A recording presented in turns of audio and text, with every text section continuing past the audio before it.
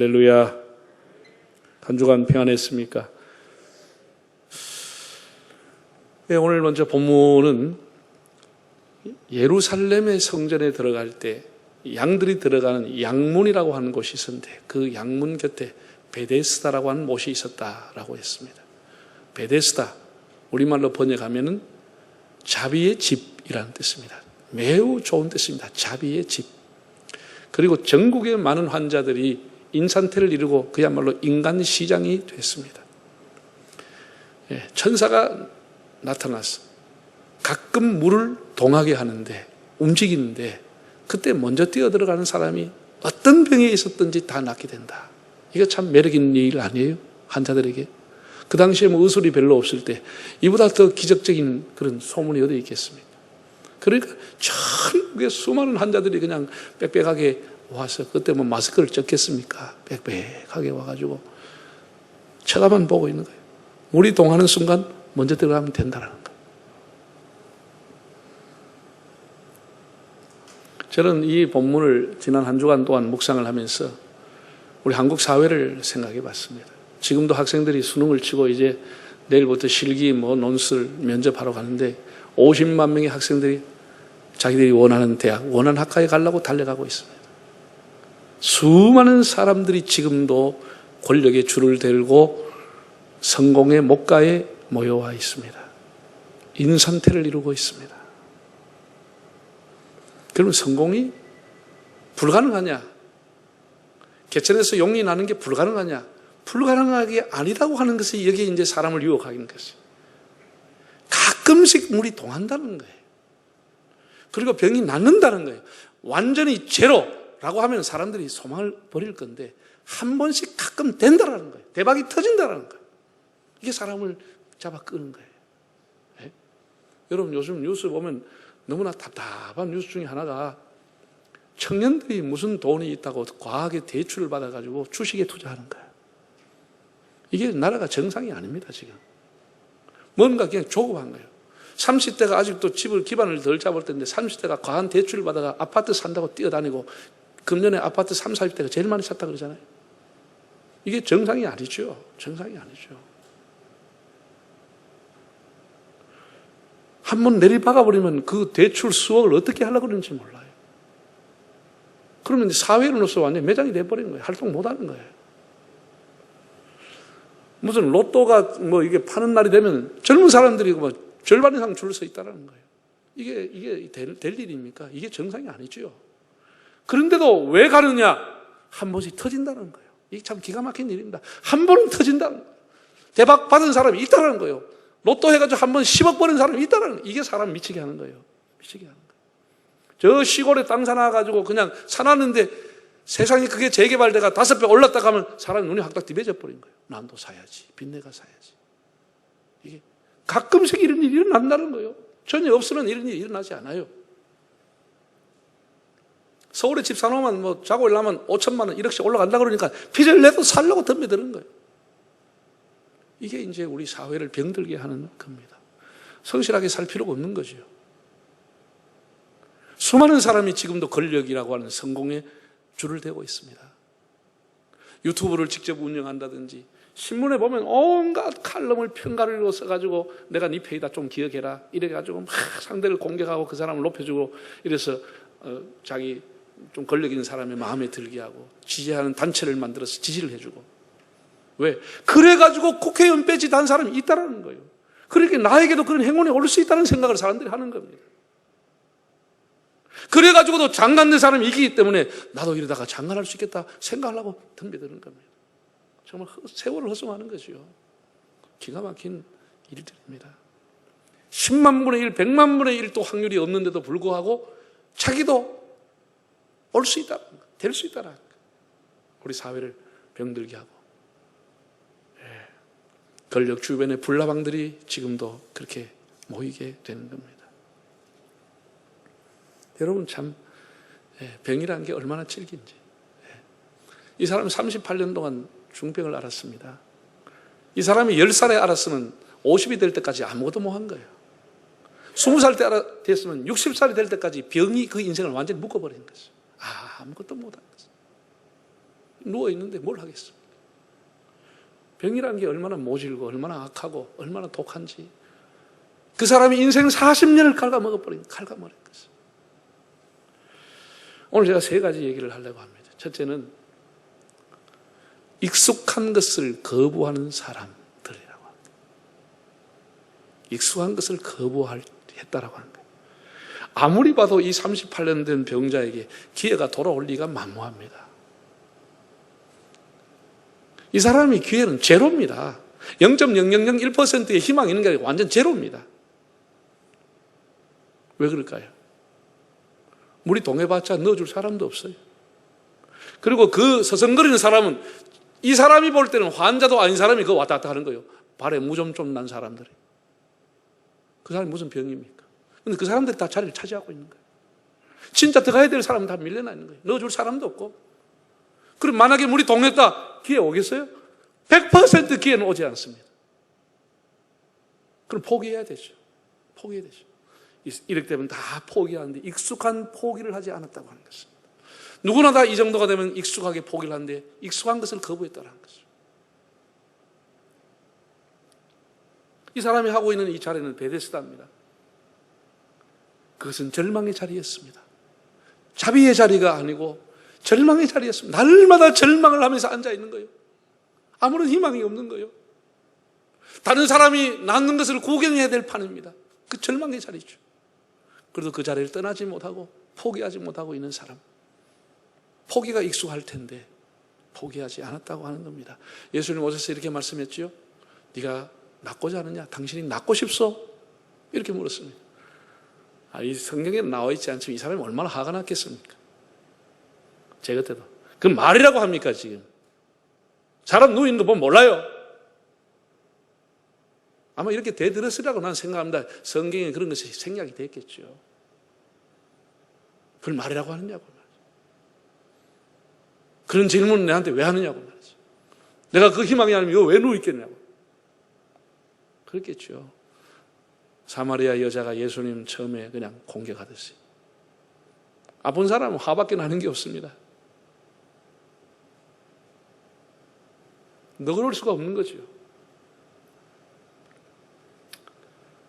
정말 대단한 것은 본인에게는 불가능한데도 포기하지 않고 있었다고 하는 것입니다.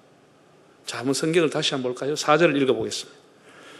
이는 천사가 가끔 못에 내려와 물을 움직이게 하는데 움직인 후에 먼저 들어가는 자는 어떤 병에 걸렸든지 낫게 되면. 이 두 단어가 툭 튀어 오는 거예요. 무슨 단어? 가끔, 먼저라고. 안 나버리면 괜찮아. 가끔 난다라는 거예요. 이게 사람 미치는 거예요. 가끔은 대박이 터진다는 거예요. 가끔은 된다는 거예요. 뉴스 들어오면 가끔 로또 맞았다는 거예요. 이게 사람이 이제 설레게 하는 겁니다. 흥분하게 하는 거예요. 그리고 먼저 들어가야 됩니다. 먼저 들어가는 거죠. 이 한마디로 선착순 1번인데 이 사람한테는 해당이 안 되는 얘기예요. 네. 다 주식이 깡통만 내린 게 아니고 한 사람은 터진다는 거예요. 이게 사람을 설레게 하는 거예요. 빛내게 하는 거예요.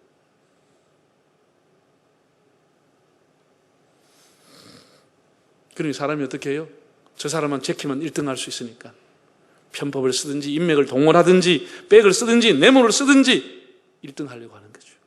이게 우리 사회를 병들게 하고 있는 겁니다. 예수 믿는 사람 안 믿는 사람 없습니다. 이게 세상적인 가치가 이렇게 오랫동안 익숙하게 굳어왔습니다. 여기는 기독교도 불교도 유교도 없습니다. 천주교도 없습니다. 여기는 신자도 불신자도 없습니다. 1등이라고 하는 선착순, 여기 목을 메고 살아가는 겁니다. 성공의 목가에 서성이면서 좀 힘 있는 사람이 조금만 나를 도와주면, 돈 있는 사람이 나를 조금만 봐주면 나 될 수 있다. 이렇게 기대하고 목가에 모여들고 있는 우리들의 군상을 보게 됩니다. 성경은 천하의 목적이다, 이룰 때가 있다고 했지만 자기가 그 때를 이루려고 땡겨서 이루려고 힘을 쓰고 있는 모습입니다. 미국의 37년 대통령을 지냈던 닉슨 대통령이 이런 말을 했습니다. 인간은 실패할 때 끝나는 것이 아니라 포기할 때 끝나는 것이다 고 했습니다. 포기하지 않았어요. 두 번째, 우리는 성공이라고 하는 개념을 바꿀 필요가 있다. 성공의 개념을 다시 정립할 필요가 있다는 생각을 합니다. 여러분, 성공이라고 하는 것은 자기가 바라는 일이 이루어진다. 그게 성공이죠. 자기가 원하고 바라는 일이 이루어지는 것을 성공이라 이렇게 말할 수 있습니다. 카피라이터인 정철 씨의 머리를 구하라고 하는 책에는 18은 없다라는 글이 있습니다. 그런 성공의 기준이 3할 정도다고 제시했습니다. 야구선수의 예를 들었습니다. 여러분, 야구선수가 프로구단에 입단하려고 하면 얼마만큼 노력해야 되겠습니까? 그 국민학교 다닐 때부터 야구 글러브를 잡고 배트를 잡고 날마다 야구공과 씨름하고 던지고 해야 그 사람이 겨우 그 특기를 가지고 대학 갈 수 있습니다. 그 야구라는 특기를 가지고 대학 가는 건 만만치 않습니다. 어렵습니다.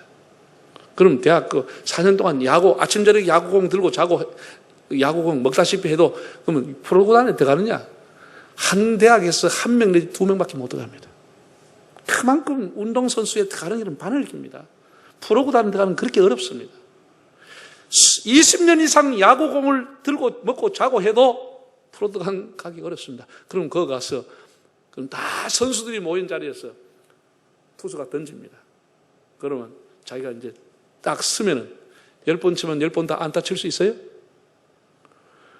아직도 이 세상의 프로 선수 중에 10번 쳐가 10번 다 18을 친 사람 한 사람도 없습니다. 5할도 한 사람도 없습니다. 3할만 쳐도 제가 기억하기는 제가 젊었을 때 저하고 나이가 별 차이가 없으리라고 보는데 장효종가 장효젠가 그 사람이 너무나 이걸 잘 쳐가지고 따라다닌 별명이 안타 제조기라고 그랬어요. 안타 제조기. 치면 안타가 나와. 근데 얼마나 쳤냐? 3할 3푼이었어요. 3할 3푼. 3개만 때려버려도 타격왕이 되는 거예요. 타격왕이 되는 거예요. 뭔 말인지 잘 모르는 말인데 10개를 던져가 3개만 맞춰도 타격왕이 되는 거예요. 그냥 성공 정도가 아니고 왕이 되는 거예요. 근데 우리는 지금 어떻게 해요? 10번 쳐가지고 10번 다 때려보려고 생각하고 앉아있는 거예요. 그러고서 늘 자기는 이제 자기에게 실망하고 나는 실패자라고 생각하는 거예요. 아니, 3번만 쳐도 왕이 된다니까. 그러면 2번만 쳐도 성공한 겁니다. 2번만 쳐도. 저도 운동신경이 좀 있어가지고 어디 가면 돈 주고 돈 코인 넣고 치는 데가 있어가 들어가 봤거든. 몇 번 들어가 봤어. 이거 될 것 같은데 안 맞아. 칠락가면 하면 들어가 버려. 폼 잡으면 들어가 버려. 이게 손살같이 들어가 버려. 손살같이 들어갔어. 그러니까 여러분 그 던지는 사람이 시속 120km 정도로 던져버립니다. 공이 눈에 비질 않아요. 하면 들어가 버려요. 일반 사람은 들어가 버려요. 그걸 어떻게 2번 갖다 내리쳐요? 여러분 2번만 따라합시다. 2번만 쳐도 성공한 인생이다. 여러분 이 우리 세상에 날고 기는 사람 많아요. 여러분이 똑똑한 줄 아세요? 택도 없습니다. 똑똑한 사람 천지백갈입니다. 그 중에서 여러분 이만큼 살아가는 것도 성공한 거요. 아멘 안 하는구나. 성공과 실패와 실패자는 다른 단어입니다. 동의가 아니에요. 실패했다고 실패자가 되는 건 아니에요. 아직 그 사람은 성공에 이르지 못한 거예요. 불완전하다고 하는 것이지. 실패자는 아니에요.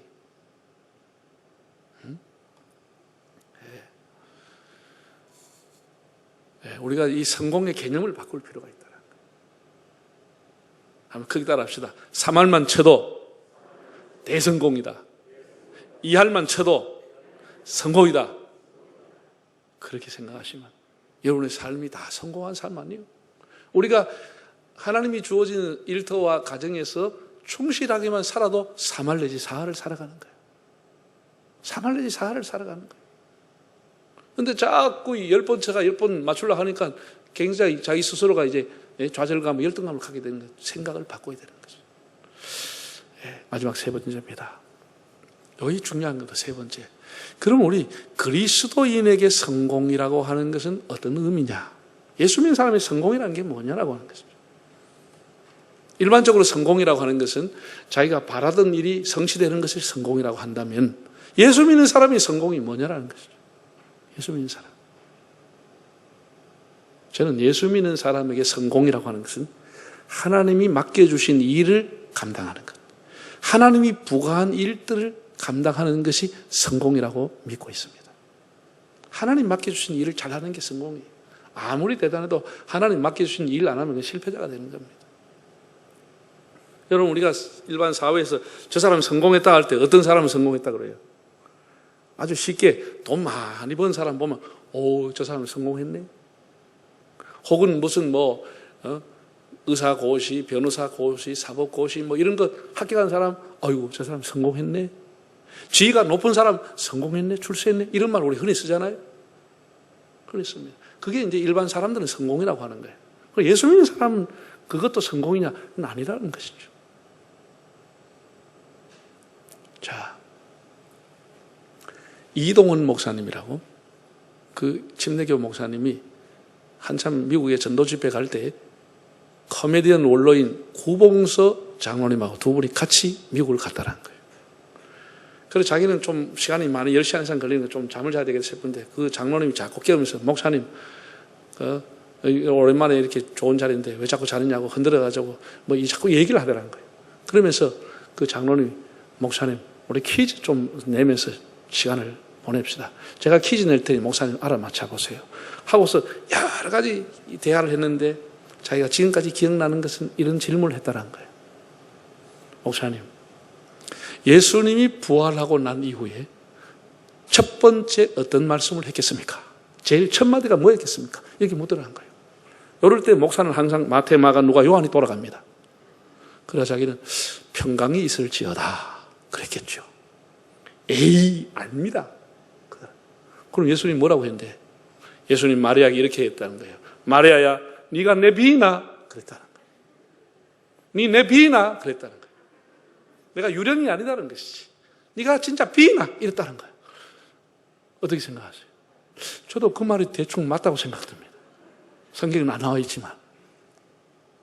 왜? 사람들은 비해야 되니까. 만져야 되니까.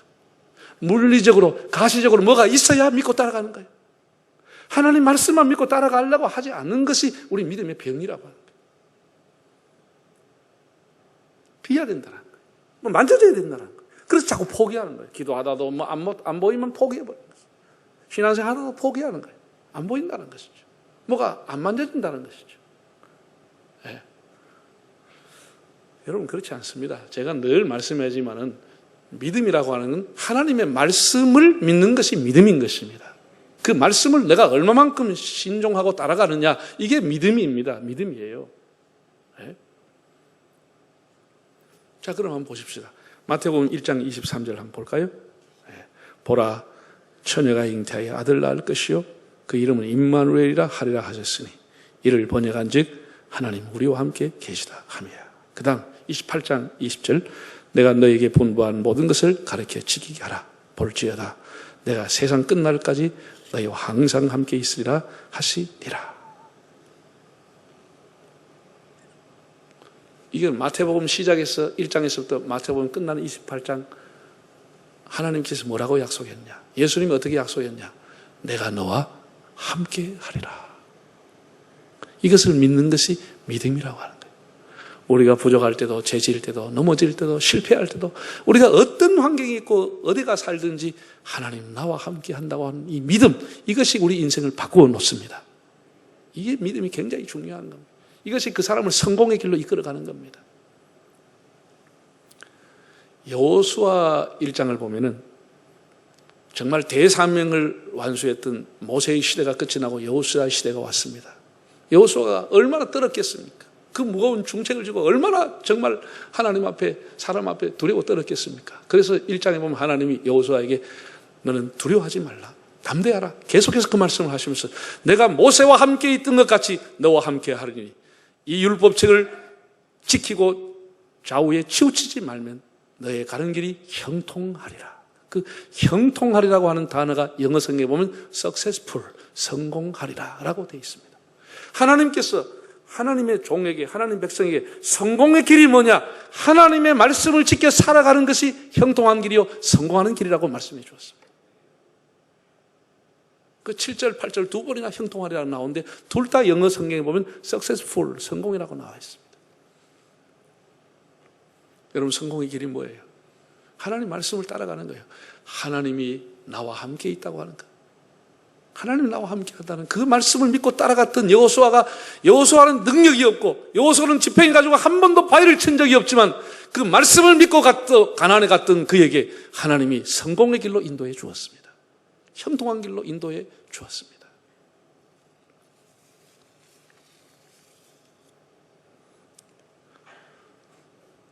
이것이 성공하는 인생입니다, 여러분. 우리 예수 믿는 사람은 하나님께서 내게 부과한 일들을 마치는 것, 하나님 말씀을 따라 살아가는 것, 그것이 바로 성공의 대로입니다. 자, 사도행전 28장을 보면은 바울이 로마로 제수의 몸으로 갑니다. 압송돼 갑니다. 그 당시에 전 세계의 수도요 심장이었던 로마의 수많은 귀족의 자녀들이, 수많은 사람들이 성공을 꿈꾸고 가는 겁니다. 왜 로마로 가겠습니까? 성공을 꿈꾸고 가는 것이죠. 돈을 벌기 위해서, 정치를 배우기 위해서, 법률을 배우고 유학하기 위해서, 무역을 하기 위해서, 더 성공적인 인생을 살기 위해서 수많은 사람이 로마로 모여들었습니다.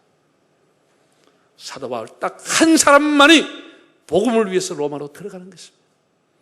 아무도 복음을 위해서 로마로 가는 사람이 없었습니다. 그는 만난을 무릅쓰고 오직 예수 그리스도를 전하기 위해서, 복음을 위해서 로마로 가게 되는 겁니다. 아무도 그에게 주목하지 않았습니다. 그는 셋집에 살면서 2년 동안, 이태 동안 자기에게 오는 사람들에게 하나님의 나라를 가르쳤다, 예수 그리스도를 증언하고 가르쳤다고 했습니다. 우리 135년 전에 언더우드 아펜셀라, 이 어두운 땅에 복음을 위해서 오는 겁니다. 돈 벌기 위해서 온 게 아닙니다. 명예를 위해서 온 것이 아닙니다. 예수 그리스도의 나라를 위해서 그는 헌신하여 이 땅에 왔습니다.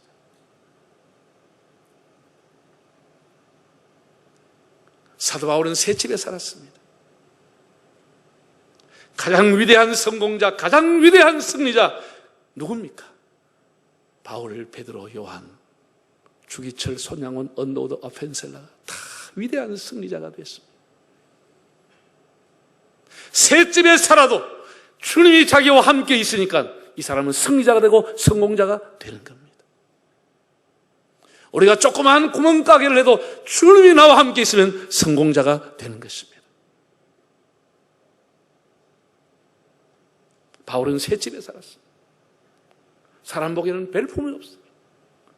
정말 볼품이 없이 살았습니다. 주님이 자기와 함께 있으므로 그 새 집에서 하나님을 위대하게 만들고 예수 그리스도의 복음을 여는 위대한 종이 됐습니다. 로마 역사의 수천 년 중에 바울만큼 세계를 바꾼 사람이 없습니다. 왜? 복음을 위해 살았기 때문에, 하나님이 함께하는 것을 믿고 살았기 때문에. 사랑하는 여러분, 우리가 보이지 않고 들리지 않더라도 하나님 말씀을 믿고 여호수아처럼 바울처럼 담대하게 살 수 있기를 바랍니다. 혹시 기도를 쉬는 분 있으면 다시 기도를 시작하시고 다시 여러분의 신앙을 도전하십시오. 성공의 개념을 바꾸십시오. 이할 때만 해도 충분한 성공대가 됩니다. 우리가 성실하게만, 충실하게만 살아도 훌륭한 성공자가 되는 겁니다. 늘 주님 앞에, 주님, 저를 향한 주님의 뜻이 어디에 있습니까? 물어가면서 보내심에 합당한 삶을 살아가서 우리 주어진 삶 속에서 예수 그리스도를 높이고 복음을 위해 헌신한 여러분의 삶이 되시기를 바랍니다.